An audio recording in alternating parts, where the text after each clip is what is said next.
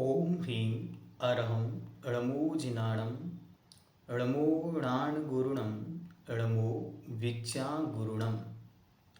मूकमाटी महाकाव्य, page number 199।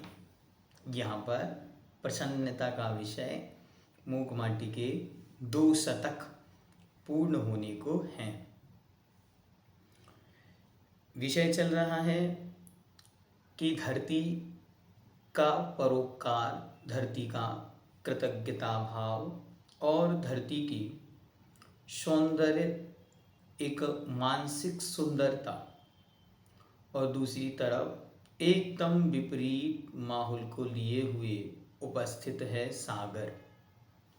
धरती कृतज्ञता दे रही है तो वो कृतघ्निपना, धरती उदारता दे रही है तो वो एक प्रकार से अभाव को प्रकट कर रहा है। देखते आगे पैराग्राफ नंबर 2। वहीं बुद्धिमानी है जो हित संपत संपादिका और स्वपर आपत संहारिका। बुद्धिमानी क्या है? तो गुरु महाराज कह रहे हैं बुद्धिमानी तो वही है जो हित की संपत हो, अर्थात हित को ही चाहने वाली हो और हित को ही करने वाली हो। यदि हित के विषय में नहीं सोच सकती, हित को नहीं कर सकती और हित के लिए नहीं चल सकती तो उस बुद्धि से क्या प्रयोजन। और स्वपर आपत संहारिका, स्वयं की और दूसरों की आपत्तियों को, विपत्तियों को और संकट को दूर करने वाली होनी चाहिए। सागर के संकेत पाकर सादर सचेत हुई है, सागर से गागर भर भर अपार जल के निकेत हुई है। गजगामिनी भ्रम भ्रामनी, दुबली पतली कटी वाली गगन की गली में अबलासी 3 बादल बदली निकल पड़ी हैं। दधी धवला साड़ी पहने पहली वाली बदली वह ऊपर से साधनारत साध्वी सी लगती है। रति पति प्रतिकूला मति वाली, पति मति अनुकूला गति वाली। गुरु महाराज जब किसी का चित्रण करते हैं तो एक अद्भुत चित्रण, एक अद्भुत स्वरूप उसे प्रदान करते। चित्रण किसका चल रहा है? सागर का। सागर क्या कर रहा है? सागर बादलियाँ भेज रहा है और बदलियों से कह रहा है जाओ, और उपाश्रम में आज शिल्पी नहीं है, अभाव है वहाँ। जब अभाव है तो आज तो बड़ा अच्छा काम करने का दिन है। क्या करो? आज तो तुम सर्वनाश कर सकती हो, ऐसा संकेत उसे कर दिया है। तो क्या कहते हैं? सागर के संकेत पर, अर्थात सागर का संकेत पाकर के सादर सचेत हुई, और आदर से, क्योंकि उनका स्वामी है सागर, तो सागर का संकेत पाकर सचेत होकर सागर से गागर भर भर अपार जल के निकेत हुई, और थोड़ा थोड़ा सा पानी उनसे भर करके अपार सागर के समान भी समृद्ध हो गई हैं। गजगामिनी भ्रम भामिनी, और गज के समान चलने वाली, जैसे हथनी चलती है ऐसे सुंदर चाल से चलने वाली चंचल दुबली पतली, भ्रम भामिनी, और भ्रम से जो घूमने वाली हैं। दुबली पतली कटी वाली, अर्थात दुबली पतली कमर वाली, गगन की गली में अर्थात आसमान में अबलासी 3 बदली निकल पड़ी हैं, अर्थात छोटे छोटे 3 बादल, स्त्रीवाची बदली निकल पड़ी हैं। और एक ने तो क्या किया है, वो कैसी हैं? दधी धवला साड़ी पहने, दही के समान श्वेत कलर की साड़ी पहने हुए हैं। पहली वाली बदली वह ऊपर से साधनारत साध्वी सी लगती, और पहली वाली तो ऐसी लग रही है जैसे मानो कोई साधना में युक्त साध्वी हो, और वह साध्वी सी लगती। कैसी है वो? रति पति प्रतिकूला मति वाली, अर्थात कामदेव से विपरीत बुद्धि वाली, पति मति अनुकूला गति वाली, अपने पति की आज्ञा अनुसार चलने वाली। देखो स्त्री का चित्रण है, स्त्री का स्वरूप कैसा हो? स्त्री का स्वरूप अपने पति के अनुकूल हो, जैसा उनका स्वामी चाहता है वे वैसा करने को आतुर हो। तो कह रहे हैं दूसरी बदली कामदेव के विपरीत बुद्धि वाली किंतु अपने पति के विचारों के अनुकूल चलने वाली है। रतिपति प्रतिकूला मति वाली और पतिमति अनुकूला गति वाली। इससे पिछली बीचली बदली पलाश की हंसी सी साड़ी पहनी गुलाब की आभा फीकी पड़ती जिससे लाल पगतली वाली लाली रची पद्मनी की शोभा सकुचती है जिससे इस बदली की साड़ी की आभा वह जहाँ जहाँ गई चली फिसली फिसली बदली वहाँ की आभा भी।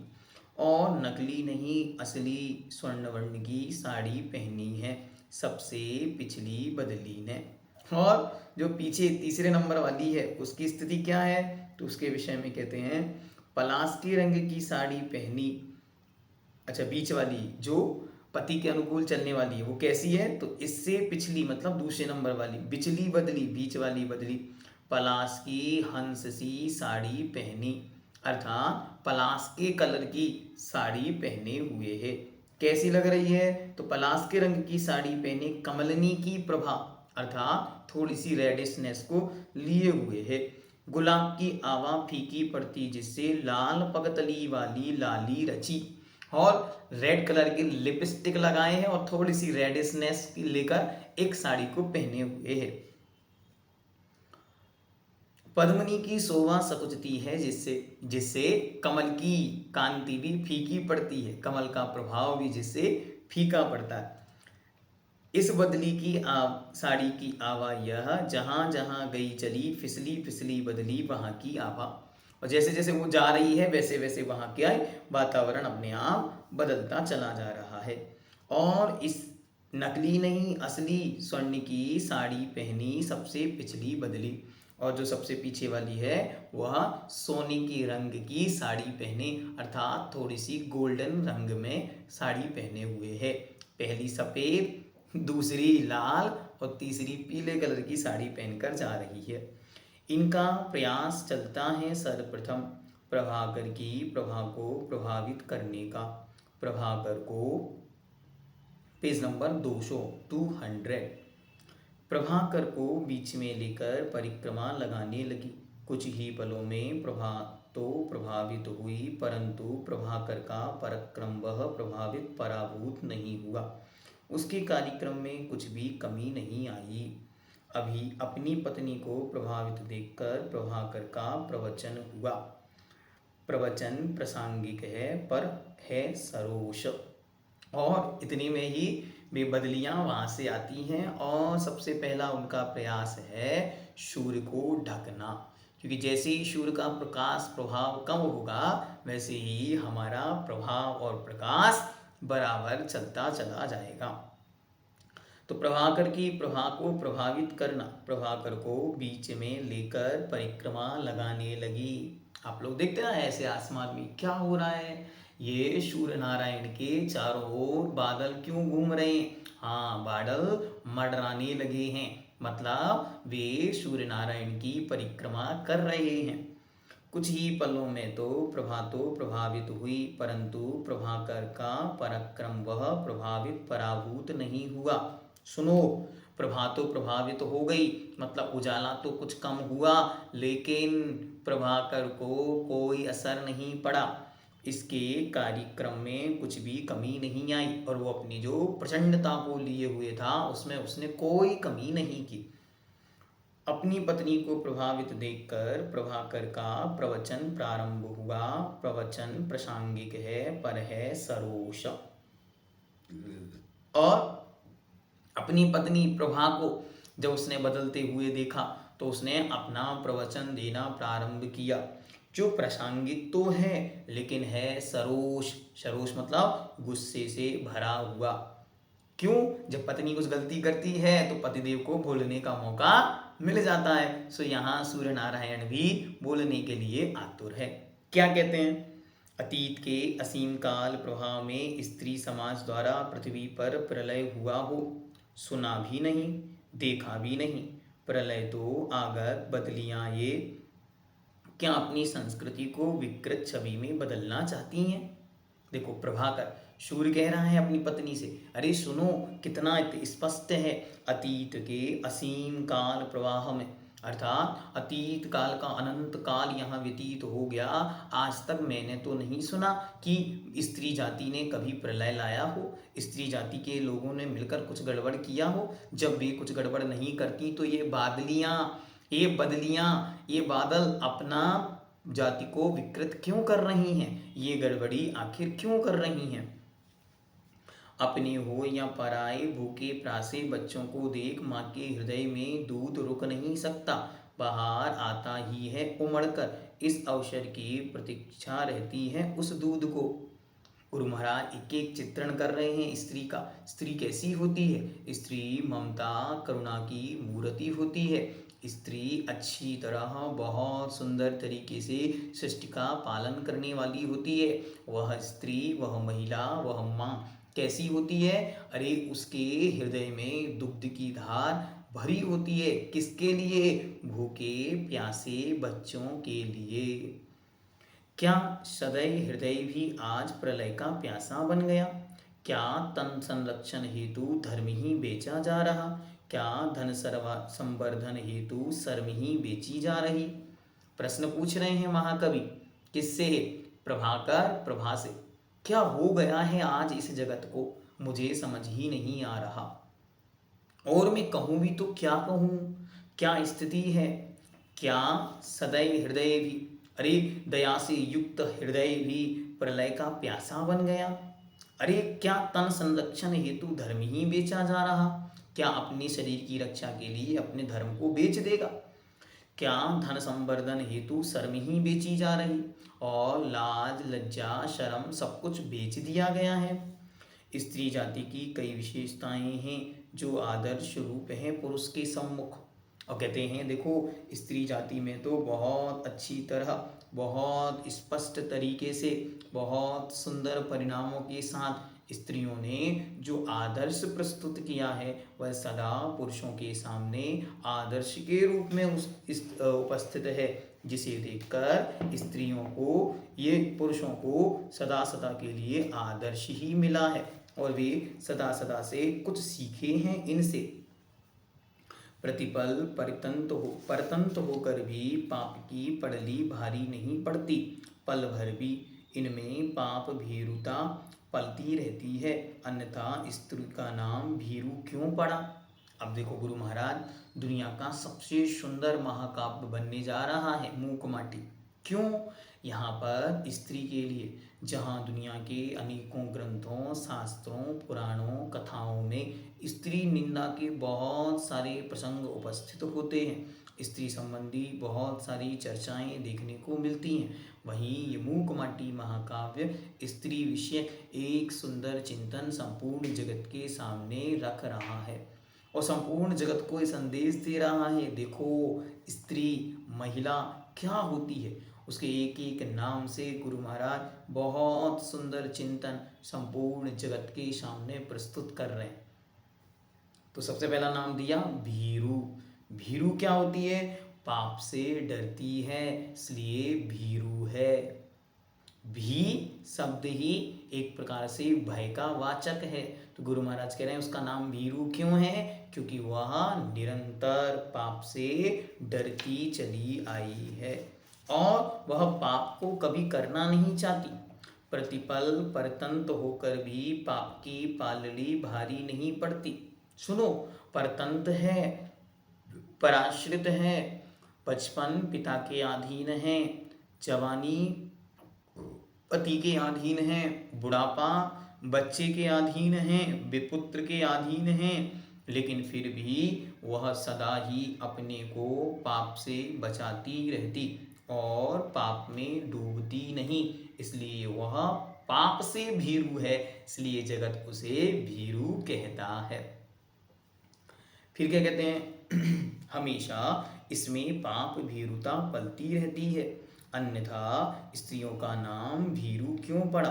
प्रायः पुरुषों से बाध्य होकर ही कुपथ पर चलना पड़ता है स्त्रियों को, परंतु क्या कभी कभी कदाचित पति के लिए, घर परिवार के लिए, घर गृहस्थी के निमित्त से पाप के पथ पर चलना भी पड़े, तब भी वह स्त्री, तब भी वह महिला, तब भी वह माँ कभी भी पाप की ओर जाना नहीं चाहती।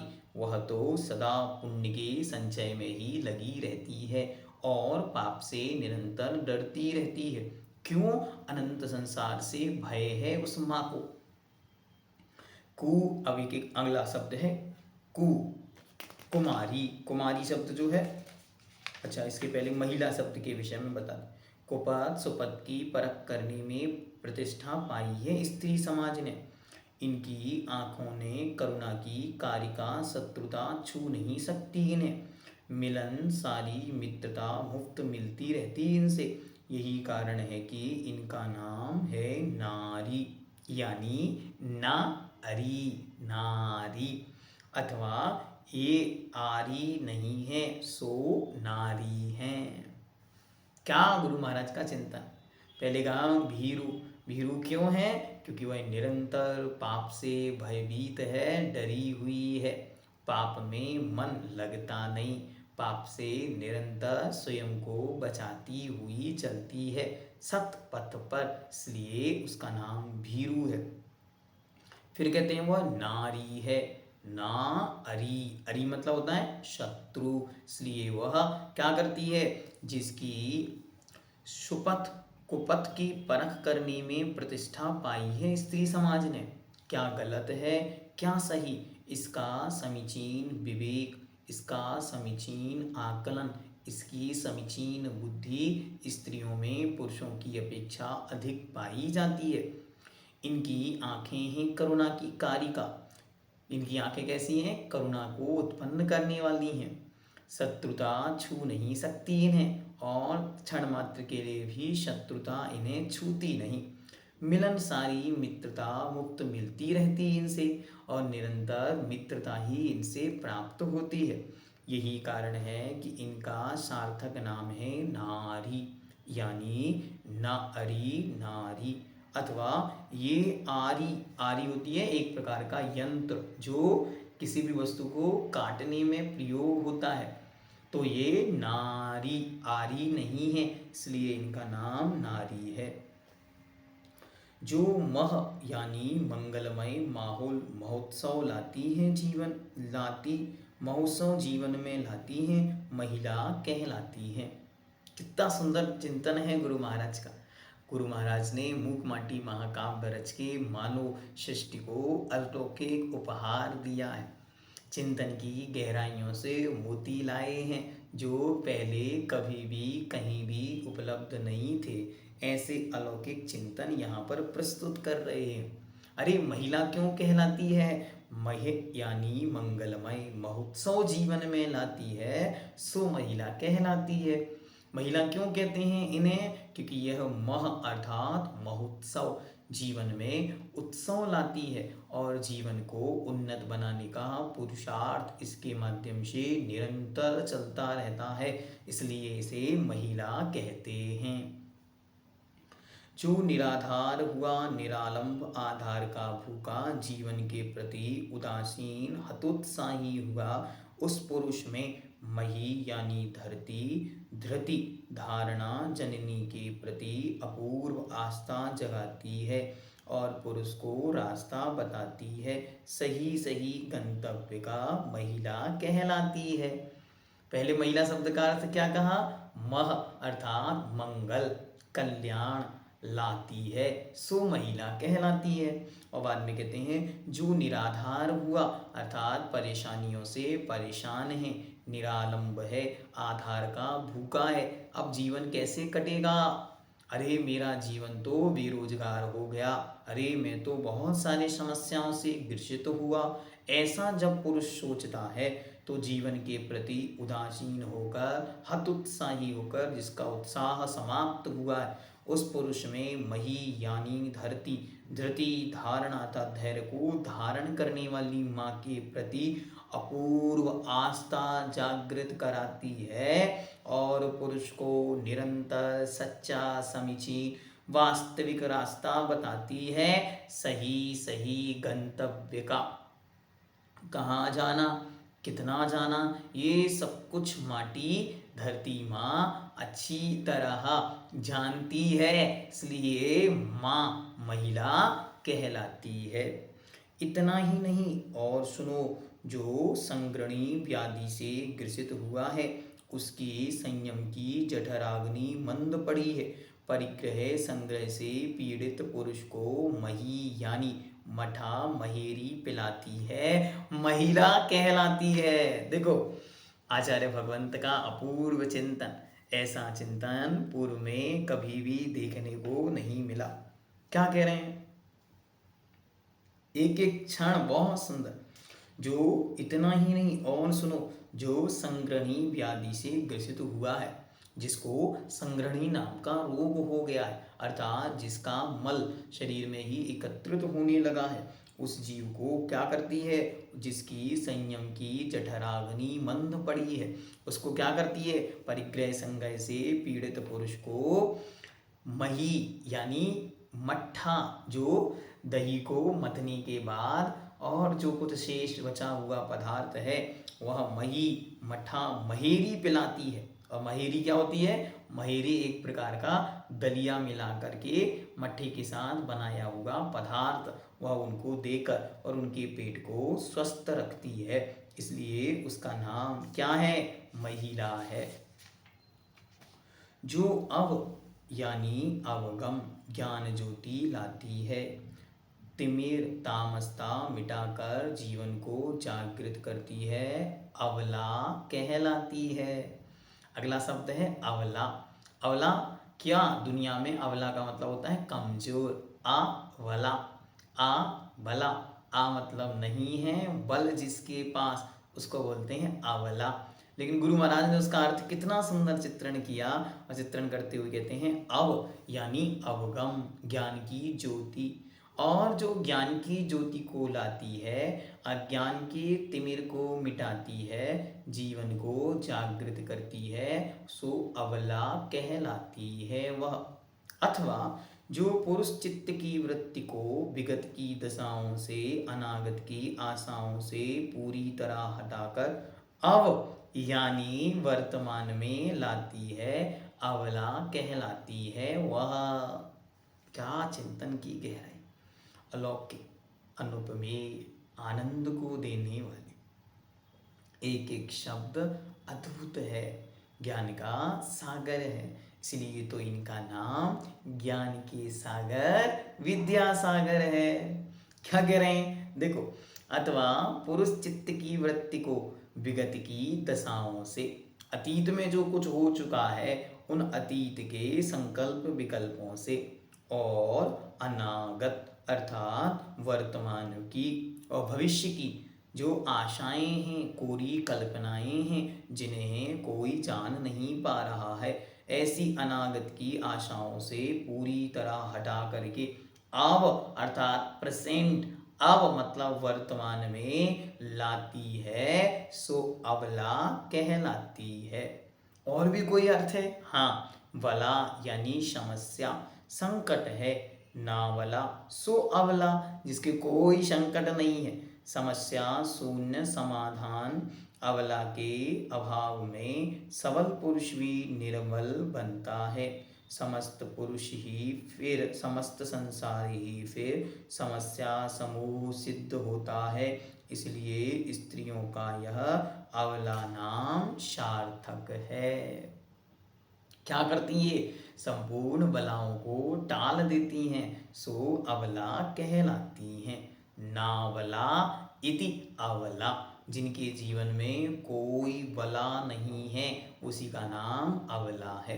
देखो, गुरु महाराज का उदात्त चिंतन, भीरु, महिला और नारी और अवला, इन पर जो अलौकिक चिंतन गुरु महाराज ने दिया, ऐसा शब्दकोशकार भी देख कर ढूंढ कर नहीं ला पाए, इसलिए मूकमाटी महाकाव्य का अपना एक अलौकिक अनुपमेय शब्दकोश भी बन सकता है। हाँ, और स्त्री जाति के लिए, स्त्री पर्याय के लिए जो हीन दीन दृष्टि से देखने का एक उपक्रम समाज में चला हुआ है, उस दृष्टि को भी गुरु महाराज दूर कर रहे हैं, और उनकी सर्वोत्कृष्ट मानसिक वृत्तियों को जगत के सामने प्रकट कर रहे हैं। आगे और भी शब्द जो स्त्रीवाची हैं, महिलाओं के लिए प्रयुक्त होते हैं, उन सब पर गुरु महाराज का सुंदर चित्रण हम देखेंगे। यहाँ पर 203 पेज तक पूर्ण हुआ। आगे 204 पृष्ठ से हम देखेंगे। ओम सिद्धम।